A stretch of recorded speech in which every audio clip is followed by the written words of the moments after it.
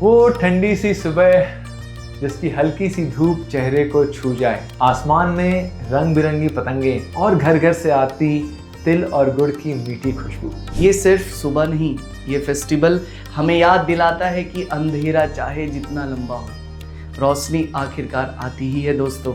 आपने 1 जनवरी को new year celebrate किया होगा, है ना? लेकिन 1 जनवरी सिर्फ कैलेंडर का पेज बदलता है, लेकिन मकर संक्रांति प्रकृति, सूर्य और जीवन का साइकिल बदलता है। तो सही मायने में नया साल मकर संक्रांति के दिन शुरू होता है। इसलिए भारत में हजारों सालों से मकर संक्रांति को नई शुरुआत का दिन माना गया है। मकर संक्रांति किसी राजा, ऋषि या धर्म गुरु ने स्टार्ट नहीं किया है। ये फेस्टिवल एक ऑब्जर्वेशनल सिविलाइजेशन का रिजल्ट है, जहां लोगों ने नेचर को देखा, समझा और उसके साथ अपनी लाइफस्टाइल को अलाइन की।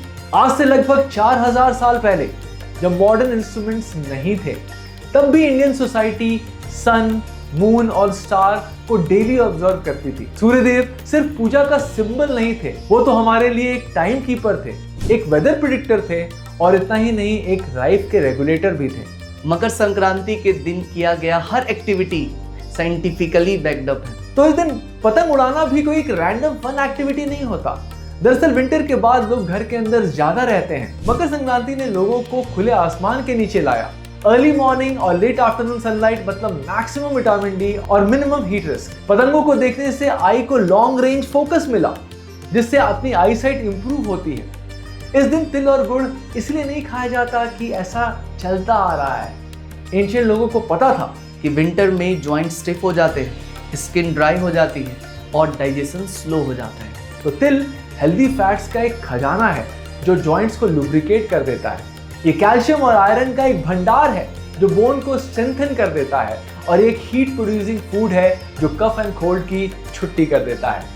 गुड़ तो एक नेचुरल डिटॉक्सिफायर है जो डाइजेशन को इंप्रूव करता है और आपको इंस्टेंट एनर्जी प्रोवाइड करता है। दोस्तों, सही मायने में ये फेस्टिवल सबसे ज्यादा किसानों के लिए मीनिंगफुल है। जी हाँ, इस टाइम पे राबी क्रॉप का फर्स्ट फेज कंप्लीट हो जाता है।